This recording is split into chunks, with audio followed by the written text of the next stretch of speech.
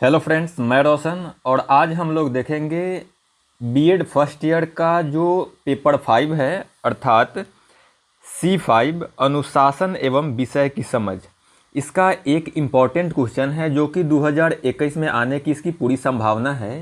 ये क्वेश्चन आपका है, अंतः अनुशासन अधिगम से आप क्या समझते हैं और इसका उद्देश्य क्या है। ठीक है दोस्त, तो इसको डिटेल में आज हम लोग देखते हैं। तो चलिए स्टार्ट करते हैं। तो पहले हम लोग इसको एक बार पढ़ लेंगे और इसके अर्थ को समझ लेंगे, फिर यहाँ से इस पैराग्राफ का क्या निष्कर्ष है वो भी बताएंगे। तो गेस इसलिए चुने हैं क्योंकि हम लोगों को एग्ज़ाम तो गेस पढ़ के ही देना है। नोट बनाकर अगर पढ़ते हैं तो फिर से कन्फ्यूजन क्रिएट होगा। तो ज़्यादा अच्छा है कि पहले इस गेस के क्वेश्चन को समझ लिया जाए। तो चलिए देखते हैं, अंतः अनुशासन क्या होता है। अंतः अनुशासन का अर्थ उस अधिगम से है जिसमें एक विशेष प्रकार की समस्या का समाधान किया जाता है। इसमें एक से अधिक व्यक्तियों, विद्यार्थियों या टीचर, कुछ भी हो सकता है, द्वारा नवीन ज्ञान का सृजन किया जाता है जिससे समस्या का समाधान प्रस्तुत किया जाता है।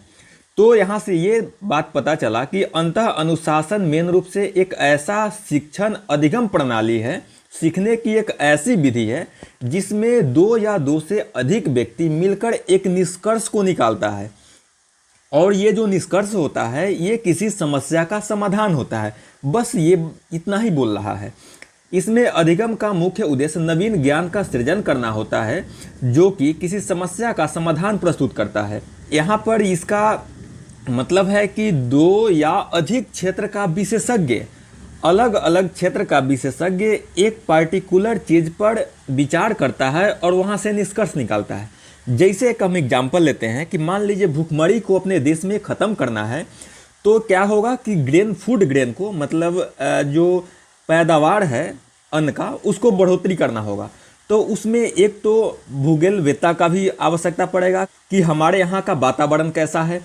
उसके बाद में केमिस्ट्री से भी एक ऐसे आदमी का ज़रूरत पड़ेगा जो कि ये डिसाइड करेगा कि कितना मात्रा में पेस्टिसाइड्स या फिर जो केमिकल है वो दिया जाए प्रोडक्शन को बढ़ाने में। तीसरा एक व्यक्ति वो भी ज़रूरत है जो कि जेनेटिक्स पर काम करता है कि किस तरह से जेनेटिक परिवर्तन करके उस बीज को उत्पन्न किया जाए जो कि ज़्यादा से ज़्यादा अन्न को उत्पादित कर सके। तो यहाँ पर तीन विशेषज्ञ, तीन क्षेत्र के विशेषज्ञ मिलकर एक समस्या पर काम कर रहे हैं और वहाँ से एक ऐसा निष्कर्ष निकला है जिससे कि भूखमरी के समस्या को शांत किया जा सके। तो दोस्त, ये तो मोटा मोटी एग्जाम्पल था, ये सटीक एग्जाम्पल नहीं था। देखिए शिक्षा में इसका क्या उपयोग है इसको हम लोग समझेंगे। तो शैक्षणिक अंतः अनुशासनिक अधिगम के अंतर्गत उन नियमों, सिद्धांतों एवं नवीन ज्ञान को सम्मिलित किया जाता है जो किसी समस्या के समाधान करता है। घूम फिर के यही आएगा, ऐसा निष्कर्ष जो किसी समस्या का समाधान करता हो। अब देखिए आगे क्या बोला है, अंतः अनुशासन अधिगम का प्रयोग मुख्य तौर पर शैक्षणिक क्षेत्र में किया जाता है जहां दो या दो से अधिक, देखिए दो या दो से अधिक विषयों के शोधकर्ता द्वारा, मतलब अलग अलग विषय के विशेषज्ञों के द्वारा अपने दृष्टिकोण का समन्वय किया जाता है, एक दूसरे के समक्ष रखा जाता है तथा सामने आई समस्या को समाधान के लिए उन दृष्टिकोणों में संशोधित किया जाता है। वो तो अपना विचार रखेंगे कि ऐसा होता है और दूसरा व्यक्ति भी वो अपना विचार रखेंगे, लेकिन दोनों के विचार में कुछ संशोधन करना पड़ेगा। एज इट इज, न उसका बात मानना होगा न इसका बात मानना होगा, मतलब दोनों मिलकर एक निष्कर्ष को निकालेगा। ठीक है दोस्त, तो ये तो एक पैराग्राफ हुआ। इस पैराग्राफ का मेन पॉइंट क्या है अगर आप याद करना चाहते हैं तो, इस अधिगम प्रक्रिया में एक से अधिक व्यक्तियों या विद्यार्थियों या शिक्षकों द्वारा एक विशेष ज्ञान का अर्जन किया जाता है और ये ज्ञान किसी एक समस्या का समाधान होता है। इस पूरे पैराग्राफ का यही सार है। अंतः अनुशासन अधिगम को प्रोफेसर एस.के. दुबे क्या कहना चाह रहे हैं, इनके दृष्टिकोण में अंतः अनुशासन अधिगम होता क्या है।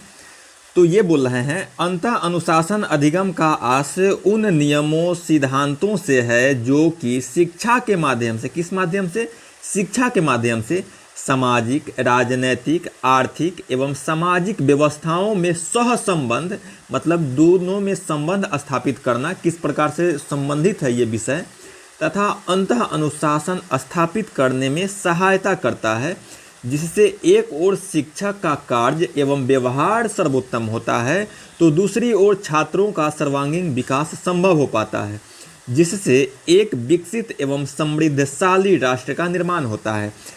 इसके दुबे के अनुसार अंतः अनुशासन अधिगम से क्या होता है, ये चारों जो आपको क्षेत्र दिख रहा है, सामाजिक, राजनैतिक, आर्थिक और सांस्कृतिक, इन सभी में एक संबंध स्थापित करता है ये अधिगम।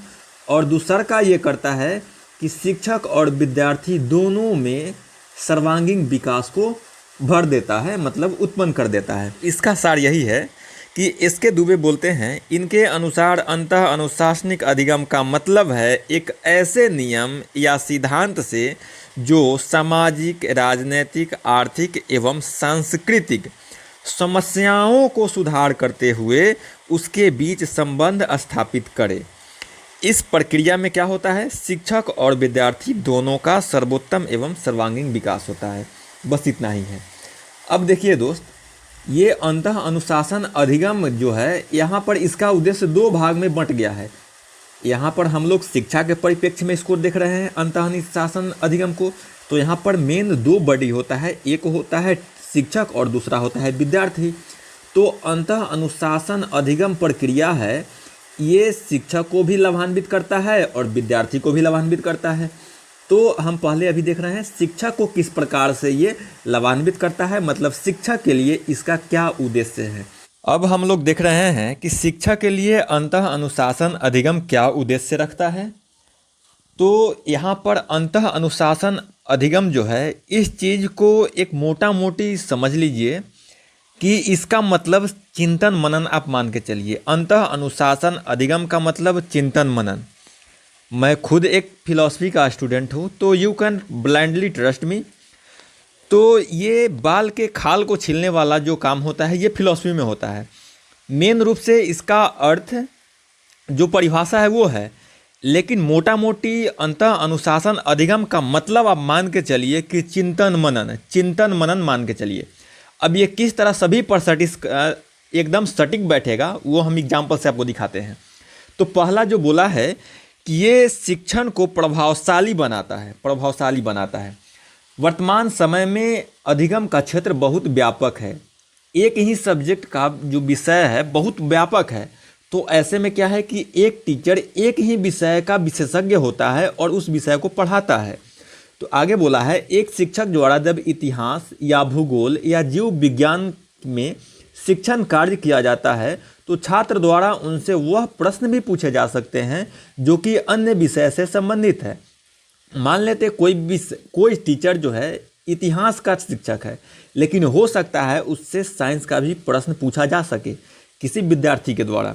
विद्यार्थी ये नहीं समझेगा कि टीचर कौन चीज़ का है। मेन रूप से ये कब होता है, जब प्राथमिक और हायर सेकेंडरी स्कूल तक में ये चीज़ देखा जाता है। बाकी तो आगे चलकर बच्चा ज्ञानी हो जाता है, वो समझने लगता है कि कौन टीचर किस चीज़ का है और किन सर से कौन सा प्रश्न पूछना चाहिए। लेकिन प्राथमिक स्तर पर ऐसा होता है कि विद्यार्थी ये नहीं समझता है कि ये टीचर किस सब्जेक्ट का है। तो ऐसे स्थिति में बच्चा कुछ भी प्रश्न पूछ सकता है और उस प्रश्न का जवाब अगर वो ना दे तो वो एक प्रभावशाली शिक्षक नहीं बन सकेगा। तो उसके प्रश्न का जवाब दे सके, इसके लिए उसको कौन सी विधि को अपनाना पड़ेगा, इसके लिए उनको अंतः अनुशासन अधिगम के आधार पर अन्य विषयों के बारे में ज्ञान अर्जन करना पड़ेगा और वह छात्र को प्रश्न का उत्तर दे सकेगा और अपनी शिक्षण कला को प्रभावशाली बनाएगा। अतः अंतः अनुशासनिक अधिगम या ज्ञान शिक्षण कला को सर्वोत्तम एवं प्रभावी बनाने के लिए आवश्यक है।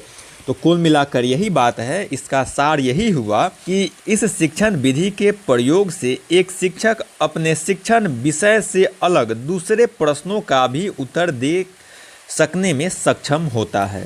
तो पहला पॉइंट ये हुआ। अब दूसरा पॉइंट देखते हैं। दूसरा पॉइंट बोल रहा है कि विषयों के सह संबंध का ज्ञान, मतलब किस तरह से दो या दो से अधिक सब्जेक्ट एक दूसरे से संबंधित है, मतलब एक दूसरे में किसी न किसी तरह से निर्भर है। तो ये कब संभव है, जब आप चिंतन मनन करेंगे कि इस सब्जेक्ट में क्या है, दूसरे सब्जेक्ट में क्या है, दोनों में क्या समानता है। जब तक आप चिंतन मनन नहीं कर पाएंगे तो सहसंबंध कैसे ढूंढ पाएंगे, ये तो किसी किताब में दिया नहीं होता। तो यही बता रहा है कि एक चीज़ आपको हम बताए हैं कि अंतः अनुशासन का मतलब मान के चलिए चिंतन मनन। और चिंतन मनन देखिए एक बार फिर से बता दे, इसका ओरिजिनल रूप चिंतन मनन नहीं है, लेकिन इसका अर्थ चिंतन मनन से मिलता जुलता है। अंतः अनुशासन मतलब अपने अंदर में विचार करके एक निष्कर्ष को निकालना, और वो निष्कर्ष किसी समस्या का समाधान होगा। तो मोटा मोटी आप मान के चलिए अंतः अनुशासन अधिगम का मतलब चिंतन मनन।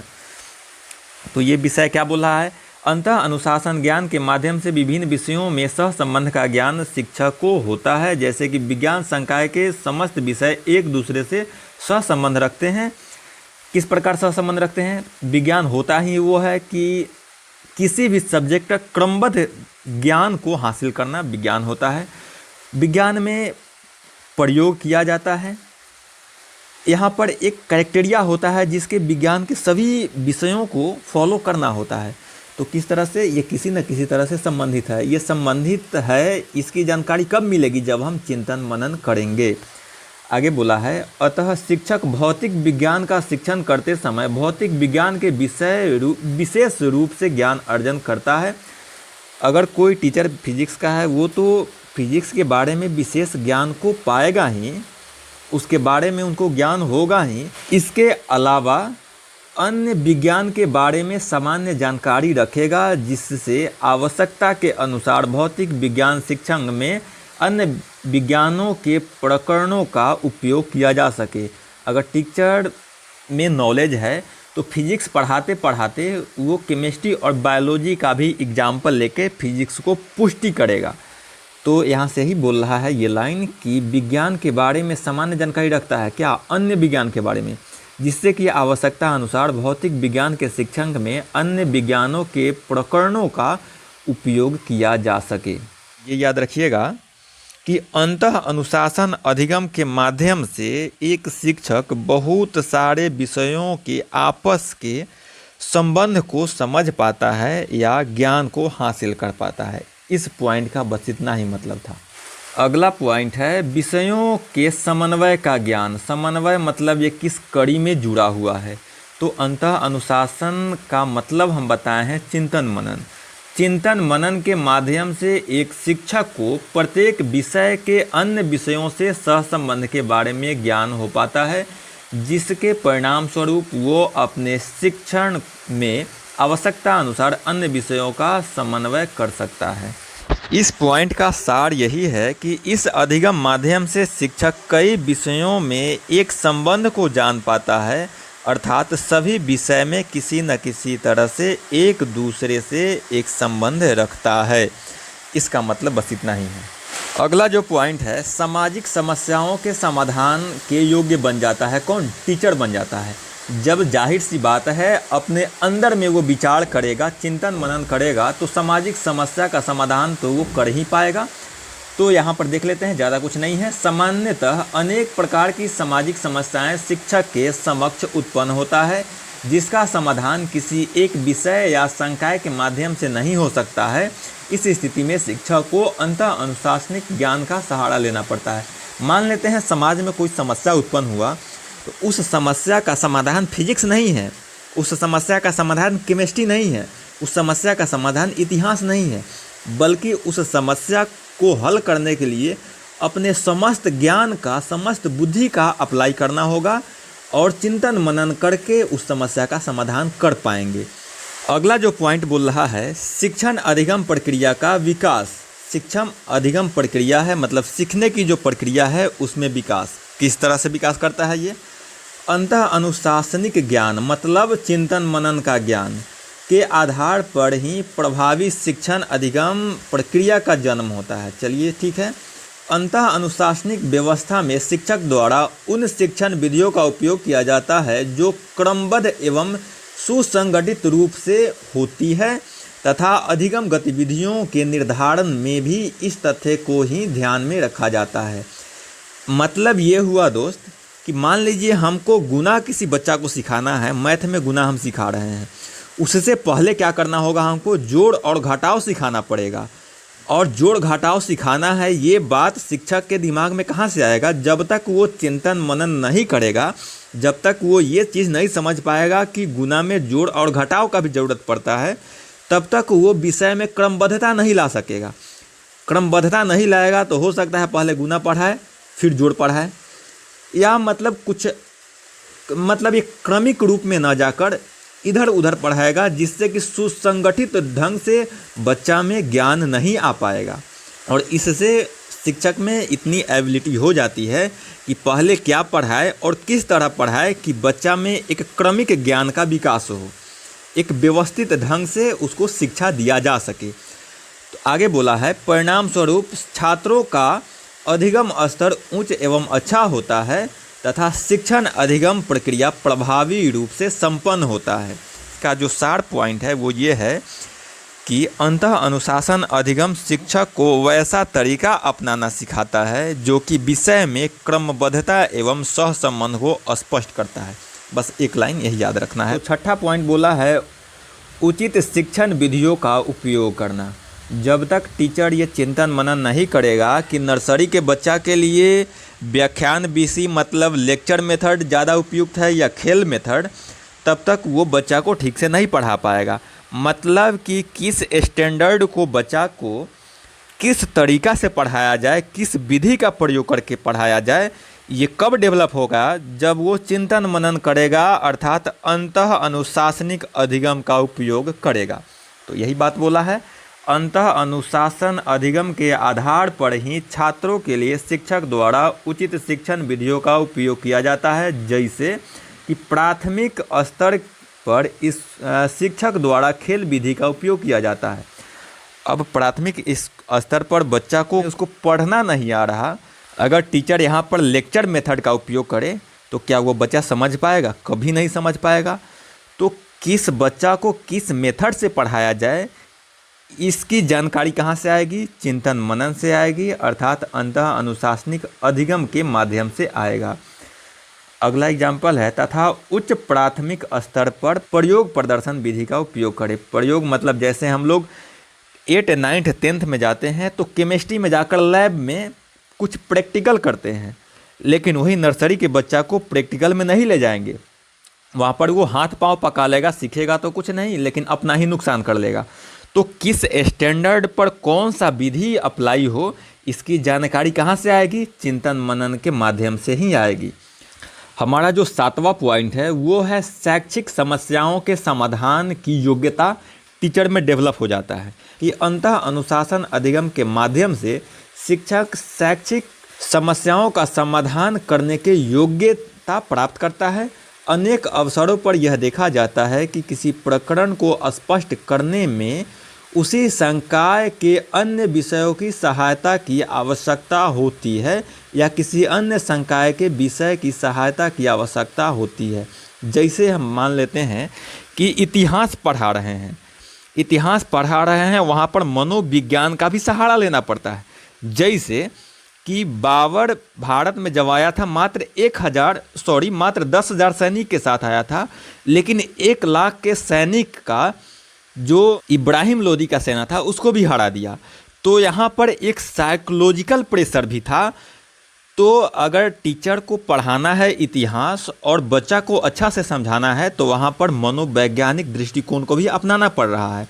तो यही बात बोल रहा है कि जब तक टीचर में अन्य विषयों के बारे में जानकारी नहीं होगी तब तक उस समस्या को समझाने में उसको कठिनाई होगी। आगे बोला है, इस स्थिति में अंतः अनुशासनिक प्रक्रिया का प्रयोग करके शिक्षक उस प्रकरण को सरल रूप से छात्रों को समझा देता है। इस प्रकार की प्रत्येक शैक्षिक समस्याओं का समाधान अंतः अनुशासनिक अधिगम के आधार पर संभव है। अंतः अनुशासनिक अधिगम मतलब सोच समझ कि इस समस्या को सुलझाने के लिए क्या क्या हथकंडा अपनाया जा सकता है। कि कई बार किसी विषय के समस्या को सुलझाने के लिए किसी दूसरे विषय के ज्ञान की सहयोग लिया जाता है। बस इतना ही आप पॉइंट याद रखिए। 7वां जो पॉइंट है इसका इतना ही मतलब है। 8वां जो पॉइंट है ये बोल रहा है शिक्षण अधिगम सामग्री के उचित प्रयोग का ज्ञान। तो मान लेते हैं हमारे पास एक ग्लोब है, शिक्षण अधिगम सामग्री मतलब जो पढ़ाने के लिए सामग्री का यूज किया जाता है, जैसे ब्लैक बोर्ड, चौक, स्केल, माइक, ग्लोब, ये सब जो चीज़ है वो शिक्षण सामग्री है जिससे कि हम विद्यार्थी को समझा सकते हैं। तो दोस्त यहाँ पर बोल रहा है कि सामग्री का ज़्यादा से ज़्यादा उपयोग कैसे कर सके एक ही सामग्री का। जैसे मान लेते हैं हमारे पास एक ग्लोब है, तो ग्लोब से हम क्या करते हैं, मेन रूप से हम भूगोल पढ़ते हैं, लेकिन उस ग्लोब का उपयोग करके हम फिजिक्स को भी पढ़ा सकते हैं, न्यूटन के लॉ को भी हम समझा सकते हैं। तो यही बात ये समझाना चाह रहा है। अंतः अनुशासनिक अधिगम के अंतर्गत शिक्षक शिक्षण अधिगम सामग्री के उपयोग के बारे में ज्ञान प्राप्त करता है तथा एक ही अधिगम सामग्री का प्रयोग विविध प्रकरणों को स्पष्ट करने के लिए किया जाता है। इसका भी ज्ञान प्राप्त होता है कहाँ से? अंतः अनुशासनिक अधिगम से, अर्थात चिंतन मनन से। इस प्रकार की अधिगम के ज्ञान से शिक्षक शिक्षण अधिगम सामग्री का सर्वोत्तम उपयोग करके शिक्षण अधिगम प्रक्रिया को रुचिपूर्ण बनाता है। अगर इसका सार हम देखें तो इसका मेन यही है कि अंतः अनुशासनिक अधिगम प्रक्रिया शिक्षक को यह सिखाता है कि एक सामग्री का प्रयोग विविध प्रकरणों को समझाने में किस तरह कर सकते हैं। 9वां पॉइंट है कि संतुलित ज्ञान का अर्जन एवं शिक्षण। देखिए दोस्त, जो ज्ञानी लोग होता है वो किसी भी विषय पर अचानक से निष्कर्ष नहीं लेता है, बल्कि वो उसके सभी पक्ष को सुनता है। ऐसा हुआ है तो उसके पीछे का कारण क्या था और ऐसा हुआ भी क्यों, दूसरा भी तो कोई निष्कर्ष हो सकता था। जैसे कोई जज ही निष्कर्ष देता है, उससे पहले कई सारे प्रकरणों में वो पहले बात को सुनता है और लास्टली जाकर उसका निष्कर्ष देता है। तो वही चीज़ ये भी बता रहा है कि अंतः अनुशासनिक अधिगम के आधार पर संतुलित ज्ञान का अर्जन शिक्षक द्वारा किया जाता है। वह किसी भी शैक्षिक, व्यक्तिक या सामाजिक समस्याओं के समाधान के लिए उसके विभिन्न पक्षों का अध्ययन करता है। किसी एक पक्ष का नहीं, विभिन्न पक्ष का, चाहे वो सकारात्मक हो या नकारात्मक हो, चाहे आलोचनात्मक हो, सभी विषय के बारे में वो देखेगा। उसके बाद में एक समीक्षात्मक रिजल्ट देगा। आगे बोल रहा है, इसके उपरांत वह उस समस्या का समाधान करता है। याद कर सकते हैं कि यह किसी भी समस्या के समाधान के लिए उसके कई सारे पक्षों, सकारात्मक या नकारात्मक, को उल्लेखित कर एक समीक्षात्मक निष्कर्ष देता है। 9वां पॉइंट बस यही बोल रहा है। 10वां पॉइंट है स्व अध्याय की प्रवृत्ति का विकास। मान लेते हैं टीचर के पास तो बहुत सारे विषय का क्वेश्चन आ सकता है छात्रों के द्वारा, और सभी का उत्तर इनको देना भी है। अगर ये नहीं दे रहे हैं तो बच्चा के नज़र में वो शिक्षक प्रभावशाली नहीं होंगे और ये कुशल शिक्षक नहीं बन पाएंगे। तो इसके लिए क्या करना पड़ेगा, उनको अपने विषय से हटकर भी कई सारे विषयों का अध्ययन करना पड़ेगा। और ये अध्ययन करने का आइडिया आया कहाँ से? वो चिंतन मनन से आया है कि अगर विद्यार्थी हमसे पूछेगा उसका जवाब हम कैसे दे पाएंगे। तो इसके लिए क्या है, स्व अध्याय करना होगा, खुद से पढ़ना पड़ेगा। तो ये यही बता रहा है कि अंतः अनुशासनिक ज्ञान अर्थात चिंतन मनन ज्ञान का मुख्य शिक्षकों में स्व अध्याय की प्रवृत्ति का विकास करना होता है। एक शिक्षक से जब कोई छात्र प्रश्न करता है तो वह यह नहीं जानता कि उसके शिक्षक का विषय क्या है, मात्र वह अपनी जिज्ञासा को शांत करना चाहता है। इस चीज़ से विद्यार्थी को कोई मतलब नहीं है कि ये शिक्षक फिजिक्स का है, वो केमिस्ट्री का भी क्वेश्चन इनसे पूछ सकता है। विद्यार्थी को क्या है, केवल अपने जिज्ञासा शांत करने से मतलब है। शिक्षक को क्या आता है इससे इसको कोई मतलब नहीं है। आगे बोल रहा है कि प्राथमिक एवं उच्च प्राथमिक स्तर पर यह तथ्य व्यापक रूप से देखा जाता है। मतलब कौन सा तथ्य, कि विद्यार्थी जाके किसी भी टीचर से कोई भी प्रश्न पूछ दे। प्राथमिक स्कूल में और उच्च प्राथमिक स्कूल में बच्चा को ये ज्ञान नहीं होता है कि किस टीचर से कौन सा सवाल पूछना चाहिए, वो किसी भी टीचर से कोई भी सवाल पूछ देता है। इस स्थिति में एक शिक्षक तभी सफल हो सकता है जब वह विविध विषयों का अध्ययन करता है। इसके लिए उसे स्व अध्याय की आवश्यकता होगी, जो कि अनुशासनिक ज्ञान के माध्यम से सरल एवं स्वाभाविक रूप से विकसित हो जाएगा। यहाँ का मेन पॉइंट क्या है, यह है कि छात्रों द्वारा शिक्षक से किसी भी प्रकार का प्रश्न पूछा जा सकता है। इस प्रश्नों का उत्तर दे सके, इसके लिए शिक्षक को पढ़ने की आवश्यकता होती है। इस पूरे पैराग्राफ का इतना ही मतलब था। अगला और लास्ट पॉइंट है कि शिक्षक में एक और गुण डेवलप होता है। वो कौन सा गुण? ज्ञान के प्रति व्यापक दृष्टिकोण का विकास। जब एक शिक्षक समस्या को सुलझाने के लिए इतने सारे सब्जेक्ट को समाहित करके उस समस्या को सुलझा रहे हैं, तो ये स्वाभाविक है कि उनका ज्ञान जो है बहुत बड़ा हो चुका है और किसी समस्या को देखने का दृष्टिकोण, देखने का नज़रिया उनका व्यापक है। कई तरह से उस समस्या के बारे में वो शिक्षक सोचने लगेंगे। तो यहाँ पर क्या हुआ? उनके दृष्टिकोण का विकास हो गया। देखिए, इस पैराग्राफ को भी पढ़ लेते हैं। अंतः अनुशासनिक ज्ञान के माध्यम से ही शिक्षक का ज्ञान के प्रति व्यापक दृष्टिकोण विकसित हो पाता है, क्योंकि उसे विविध प्रकार के प्रकरणों को स्पष्ट करने तथा सामाजिक एवं शैक्षणिक समस्याओं के समाधान में विविध विषयों एवं संकायों का सहारा लेना पड़ता है। एक समस्या को सुलझाने के लिए कई सारे सब्जेक्ट का ज्ञान, कई सारे शाखाओं का ज्ञान लेना पड़ता है। इस ज्ञान की सहायता लेना पड़ता है उस निष्कर्ष को लाने के लिए, उस समस्या को सुलझाने के लिए। जब एक टीचर इतने व्यापक तरीक़ा से सोचने लगेंगे तो उनका दृष्टिकोण भी व्यापक हो जाएगा, मतलब वो कई तरह से उस समस्या को देखने लगेंगे। अतः शिक्षक का ज्ञान के प्रति व्यापक दृष्टिकोण विकसित होता है। इसके आधार पर विज्ञान संकाय से संबंधित शिक्षक कला संकाय तथा कला संकाय का शिक्षक विज्ञान संकाय के विषय के बारे में सामान्य जानकारी प्राप्त करना चाहता है। मतलब कि इस माध्यम से क्या हुआ कि एक आर्ट्स का भी टीचर साइंस का कुछ बेसिक नॉलेज रखता है और एक साइंस का भी टीचर कला का अर्थात आर्ट्स का कुछ जानकारी रखता है, मतलब कुछ ज्ञान रखता है। यहाँ से निष्कर्ष क्या आया? उपरोक्त विवेचना से यह स्पष्ट हो जाता है कि अनुशासनिक ज्ञान की आवश्यकता एक शिक्षक के लिए अनिवार्य रूप से होती है। अनुशासनिक ज्ञान के सभी तथ्य शिक्षक के लिए महत्वपूर्ण होते हैं। अतः अनुशासनिक ज्ञान ही एक शिक्षक को सर्वोत्तम रूप से शिक्षक बनाता है। तो दोस्त, इस वीडियो में बस इतना ही। और विद्यार्थी के लिए इसका क्या मान्यता है, क्या उद्देश्य है, क्या महत्व है, इसको हम नेक्स्ट वीडियो में करेंगे। दोस्त, अच्छा लगा है तो बीएड के सभी ग्रुप में शेयर कीजिए और थैंक यू सो मच।